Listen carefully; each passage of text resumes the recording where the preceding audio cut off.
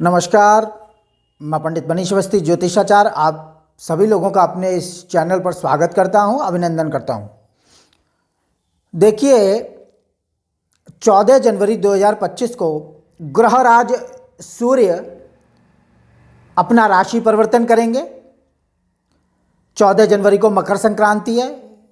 इसका अर्थ है कि सूर्यदेव मकर राशि में प्रवेश करेंगे। धनु राशि का त्याग कर अपने पुत्र शनि की मकर राशि में इनका संचार आरंभ हो जाएगा और यह 12 फरवरी 2025 तक रहेगा। इस बार का मकर राशि में सूर्य का गोचर कुछ विशेष है। इसकी विशेषता यह है कि इस वर्ष कुंभ का संयोग बनना है।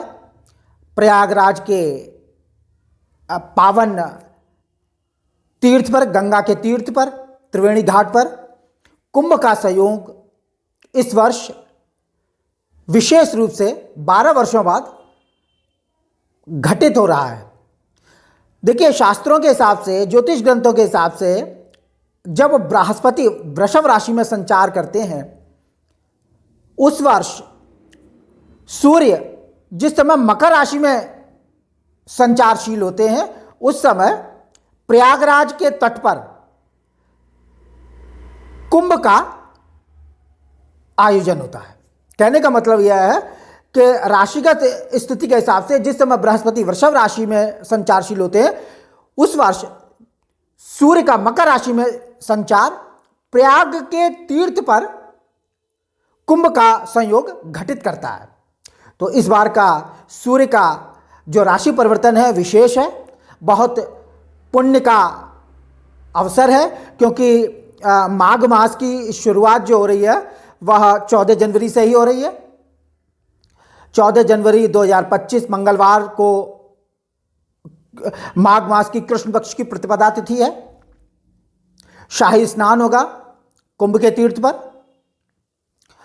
तमाम साधु, सन्यासी, वैरागी और जो सात्विक प्रवृत्ति के जो घर गृहस्थी वाले लोग हैं, जिनकी चित्त निवृत्ति पूजा पाठ में रहती है, वह लोग भी प्रयागराज में इस अवसर का लाभ उठाएंगे।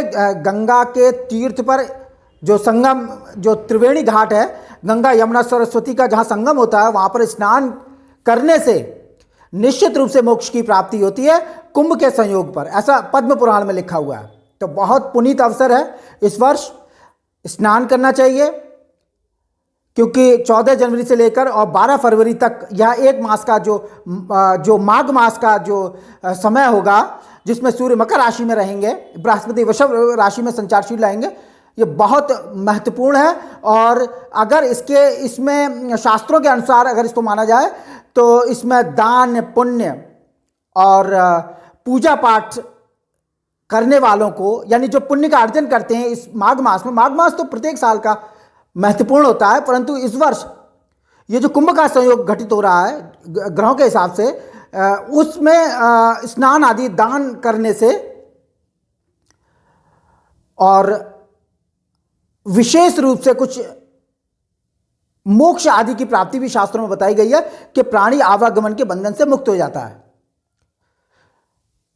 अगर आप वहां नहीं जा सकते हैं, दूर है, काफी दूर है, तो आप अपने घर में ही 14 जनवरी से लेकर और 12 फरवरी तक कुछ प्रमुख तिथियां हैं, जिनमें आप अपने घर में ही स्नान करके घर के पानी में, नहाने के पानी में गंगा जल मिलाकर जय जय गंगे हर हर गंगे, जय जय गंगे हर हर गंगे, जय जय गंगे हर हर गंगे, जय जय गंगे, इस प्रकार से 3 बार उच्चारण करके आप स्नान करें तो आपको वहीं से आपके समस्त पापों का नाश होते हुए मोक्ष की प्राप्ति होगी, विष्णु लोक की प्राप्ति होगी। ऐसा पद्म पुराण, भविष्य पुराण में लिखा हुआ, ये शास्त्र सम्मत है।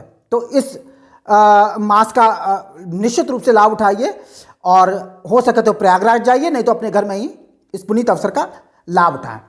14 जनवरी को आप स्नान करिए, चाहे प्रयाग के तीर्थ पर करिए या अपने घर पर करिए, गंगा जल मिलाकर स्नान के पानी में। और 29 जनवरी 2025 बुधवार वाले दिन मौनी अमावस्या है। इस दिन भी दान, पुण्य, पूजा पाठ का विशेष महत्व होता है, ये ध्यान रखिए। और 2 फरवरी 2025 को बसंत पंचमी है। ये तीनों तिथियां यानी 14 जनवरी, 29 जनवरी, 2 फरवरी वसंत पंचमी वाले दिन भी शाही स्नान होगा। तो आप अपने घर पर करिए, दान करिए, पुण्य करिए। काले तिल का दान, कंबल का दान, चावल, वस्त्र और जो भी खाद्य पदार्थों का दान करने से आपको निश्चित रूप से बहुत पुण्य की प्राप्ति होगी। मोक्ष आदि की, स्वर्ग आदि की प्राप्ति का मार्ग प्रशस्त हो जाएगा। ये बातें बतानी जरूरी थी, आवश्यक हैं। यह हमारा दायित्व बनता है कि हम आपको कुछ ऐसी जानकारी दें जिससे आपका पूजा पाठ का जो विशेष फल है आपको प्राप्त हो, आवश्यक है। अब हम अपने विषय पर लौटते हैं। सूर्य का राशि परिवर्तन, जैसे मैंने बताया 14 जनवरी को सूर्य अपने पुत्र शनि के मकर राशि में संचार आरंभ कर देंगे और कर्क राशि और कर्क लग्न से सूर्य क्या प्रभाव डालने वाले हैं इस एक मास के अंदर, उस पर हम विचार करते हैं। इस समय सूर्य छठे भाव में गोचर कर रहा है राशि और लग्न से, यानी कर्क राशि और कर्क लग्न से। निश्चित रूप से छठे भाव का गर्म ग्रह यानी सूर्य लाभप्रद है। 14 जनवरी को मकर राशि में यह प्रवेश करेंगे सुबह 8:01 पर। तो सूर्य कर्क लग्न और कर्क राशि में धनेश होते हैं और सप्तम स्थान में गोचर करेंगे। दाम्पत्य स्थान में इनका गोचर होगा। देखिए, द्वितीय ग्रह कुछ बंधन का सा कार्य भी करता है, कुछ रुकावट को लिए होता है। ये द्वितीय ग्रह के अंदर ये विशेषता होती है क्योंकि मार्केश भी होता है। सप्तम स्थान में सूर्य का गोचर निश्चित रूप से रोजगार व्यापार से धन की वृद्धि तो देगा, इसमें कोई संदेह नहीं है कि रोजगार से, दैनिक रोजगार से और व्यापार आदि से आपको लाभ देगा, लेकिन कुछ कठिनाइयों के साथ देगा क्योंकि शत्रु शनि की मकर राशि में ये संचारशील लेंगे। तो शत्रु राशिगत इनका जो संचार है वह थोड़ा सा रोजगार व्यापार में और वैवाहिक जीवन में थोड़ा सा वैमनस्यता उत्पन्न करेगा, थोड़ी सी कठिनाइयां जरूर देगा। स्त्री से, यानी वैवाहिक जीवन में कहने का मतलब जीवन साथी से, स्त्री पुरुष के साथ थोड़ा सा विचारों में वैमनस्यता सूर्य दे सकते हैं क्योंकि मकर राशि पर इनका संचार रहेगा। और द्वितीय होने का भी थोड़ा सा एक दोष माना गया है कि बंधन का सा कार्य करता है, कुछ कठिनाई जरूर देता है द्वितीय ग्रह, इस बात का विशेष ध्यान रखिए। तो धनेश सप्तम स्थान में गोचर करने से रोजगार व्यापार से धन का लाभ होगा, इसमें कोई संदेह नहीं है, परंतु कुछ रुकावट, कुछ कमी और कुछ क्लेश का रूप धारण जरूर करेंगे सूर्यदेव। और सप्तम स्थान में क्योंकि ये काम स्थान होता है, सेक्स का स्थान भी यही होता है, तो कुछ लोग धन का खर्चा करके भोगादिक सुखों की प्राप्ति की कोशिश करेंगे, परंतु उसमें भी थोड़ी सी निरस्ता रहेगी। यानी सेक्स का लाभ उठाने की चेष्टा, धन खर्च करके लेने की कोशिश करेंगे, परंतु उसमें भी कुछ निरस्ता का भान होगा, कुछ कमजोरी रहेगी। पार्टनरशिप करने वालों को लाभ देंगे सूर्य, इसमें कोई संदेह नहीं है, परंतु कठिनाई के साथ देंगे। कठिनता का गुण सूर्य में रहेगा क्योंकि शत्रु राशि पर संचारशील हैं। और सप्तम में गोचर करते हुए सूर्य लग्न को देखेंगे, मित्र दृष्टि जाएगी कर्क राशि पर, इसमें कोई संदेह नहीं है कि स्वास्थ्य का लाभ होगा, इसमें कोई संदेह नहीं है।